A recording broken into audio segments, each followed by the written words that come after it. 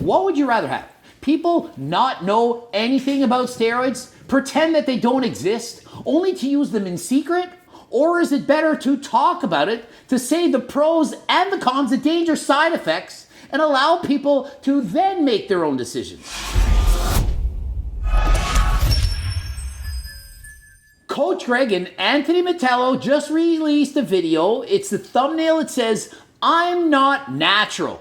Title is, "It was time to talk about this." And so finally, Anthony is going to explain to the world that he's not natural. He's using PEDS. And I already went into the comment section. People are saying, here before Coach Greg does a video. And of course, doing a video, it's Anthony Mantello.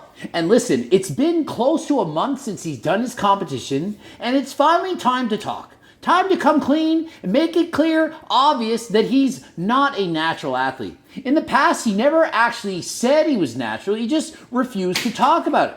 I did a natty or not on him in the past, and I said, look, the guy's not natural. It's obvious. You can say what you want, and people speculate. Some people said he's natural. Most said probably not.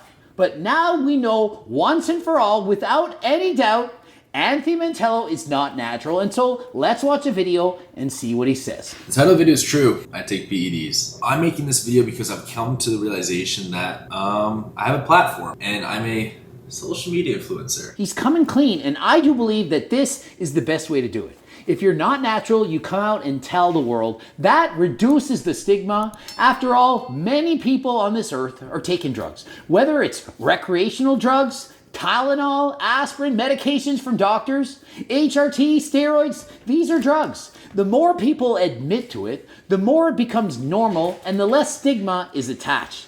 He's not saying other people should do steroids. He's not encouraging their use. He's simply saying, this is what I do. You see my physique.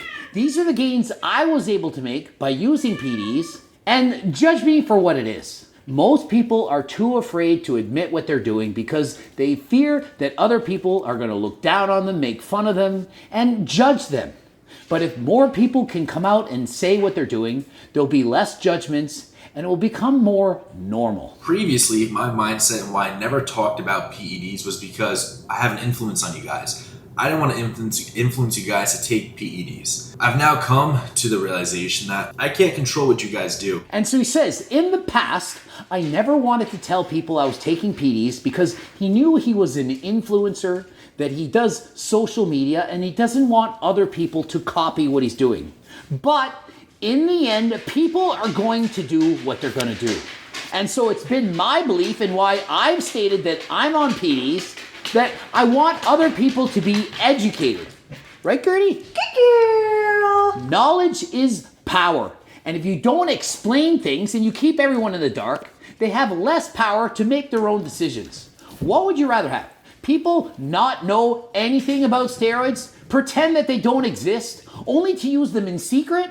Or is it better to talk about it, to say the pros and the cons, the dangerous side effects, and allow people to then make their own decisions? Personally, I think it's better to educate. I see it as like sex education. Do you want to pretend that there's no such thing as sex, to not tell people how to say it?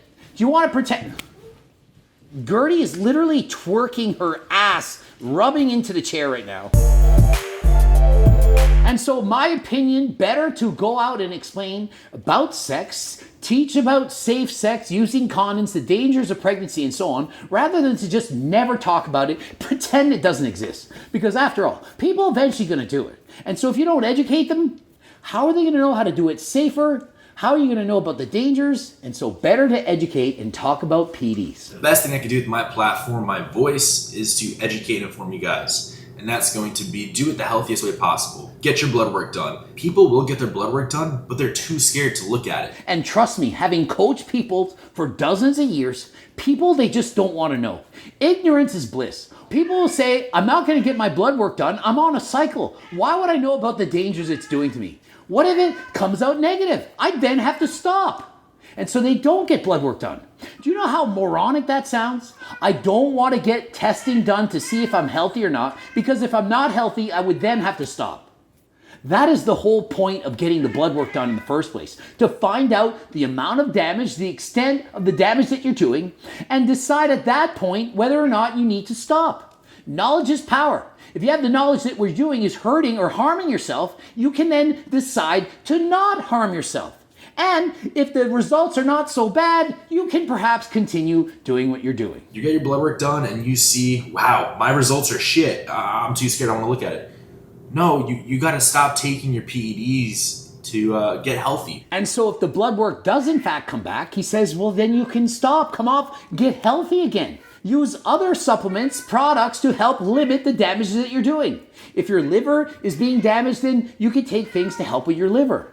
Perhaps you're overweight, force feeding, you have high blood pressure from using PEDs. You could go on a diet, do cardio, lose weight, get blood pressure medication. And so you need, that's right, need, not should do it. You need to get your blood work. The best approach I could do is, number one, not clean natural. I never said I was a fake natural. I never claimed natural when I was on steroids. I just simply never spoke about it because I didn't want that to be known as my content. And so Anthony admits, I never talked about it in the past. I didn't want to come out and say that I was taking PEDs, but at the same time, I didn't claim to be natural. I just left it out of my discussion. And so some people, they actually thought he was natural. And so he apologized. He said, look, if you thought I'm natural, I'm not. I'm sorry that you thought this. I never claimed to be natural, but I want you to know 100% that I am not a natural athlete. You guys know me as the Road to Pro person that competes, going for his IFBB Pro card. I always thought it was just known.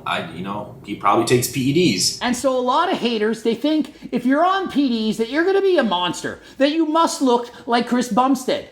Anthony Mantello has been taking PEDs for years, and he does in fact have a significant amount of muscle. He's not as big as Chris Bumstead, but the majority of people who take PEDs will not even be as big as Anthony. Taking steroids does not guarantee you a pro card. In fact, the majority of people who are competing in amateur bodybuilding competitions are not natural. And how many amateurs actually go on to get a pro card? Perhaps 0.1%? It's not a large portion of the population. And so of all the people taking steroids, it's far less than 1% of those athletes who actually can go on to becoming an IFBB pro. You need amazing genetics coupled with PEDs to get the ridiculously amazing physiques such as Chris Bumstead. And did you know that there's even people out there that think Chris Bumstead is natural? And back in the past, I'm traveling and people are talking about the Mr. Olympia and they're saying, do you think that Jay Cutler is natural? And I'm like, what do you mean? Do you think Jay Cutler is natural? As if you could get that kind of size natural. And they're looking at me and thinking, well, you're probably natural, right? And I'm like, are you kidding? I'm not natural. I'm 220 pounds. And they're thinking, well, you're not as big as Jay Cutler, so you're probably natural. Just because you're on PEDs doesn't mean you're going to look like a monster. The next section I want to talk about is everybody's on drugs. I think pretty much everyone has a drug of their choice, whether you're going to a bar, partying, doing recreational drugs. And so for some reason, we think that some drugs are good and some drugs are bad. And for the most part, it's kind of true. But why is it that for years, marijuana was banned in Canada and now it's suddenly legal? For years, people said it's okay to get drunk. They're drinking bottles and bottles of wine, and that's normal. And somebody who's smoking a joint, no, that's a bad person. They're on drugs. What about the fact that you're taking alcohol? Is alcohol somehow a safe drug and marijuana a bad drug? Of course not. My opinion, alcohol far worse than marijuana. But yet it took decades fighting, lobbying, and so on in order to finally legalize marijuana. And so are steroids really that bad? My opinion, it depends. It depends. Are you doing doctor-prescribed HRT doses? Or are you blasting test and trend as a teenager? Clearly, it makes a significant difference. Same with alcohol. If you're drinking 1 glass of wine versus 3 bottles, it's going to have a significant change on your mental state and physical capabilities. You're a stoner, you're smoking, affecting your lungs. Not to mention cigarettes. Are you kidding me? How is it legal to go and walk into a store and buy a package of smokes when you know it can cause lung cancer, when you know it's going to be harmful for your health?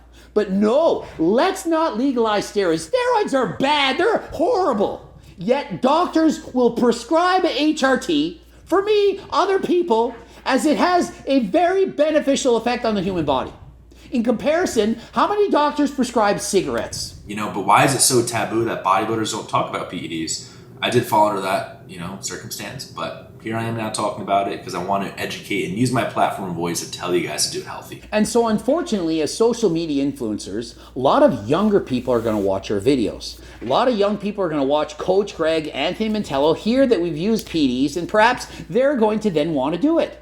But if we don't talk about it, they're still going to know that people are doing it, and they might in fact use it and not be as safe about it. Yes, I've used steroids, but it can in fact increase your blood pressure. It can screw up your cholesterol, your liver enzymes can be out of whack, and you might one day get a heart attack. I would rather hear that as a young person than hear nothing and just speculate on what people are doing. Other people in the industry knew about it, like for instance, Greg Doucette, like he was well aware.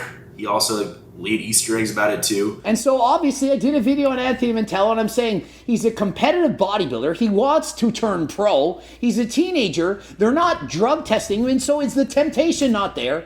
You want to be the best. You want a pro card. Are you not going to be tempted to take a PD to enhance your physique and to get there sooner than last time? Will my content be talking about my future cycles and this and that what I'm doing? No.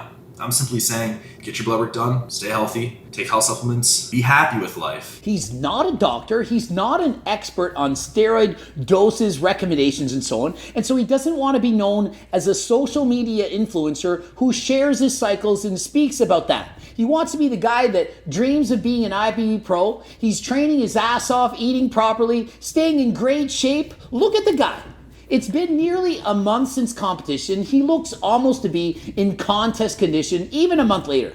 And so does it look like he's bulking up, getting fat in the off season, trying to put on that extra muscle? Of course not. Better to stay in shape, and obviously he can continue to gain body fat. I don't believe he needs to stay this lean. He could still increase his calories that much more, add a little bit more body fat, and allow him to build even more muscle in the off season, but not too much. Not going to go above 12 to 15% body fat. After interviewing some of the top bodybuilder pros in the world, most are saying 8 to 12% body fat in the off season for a bodybuilder. That's enough. You don't need to keep bulking to 15, 20 plus percent body fat. And so Anthony is 192 pounds, close to a month later, and check out his physique as he poses in the garage. Guy looks absolutely amazing. He's shredded. He's doing it right, clearly. But please remember, Anthony is not natural, and so maintaining a physique that's this lean, that's this aesthetic, this is very hard to do.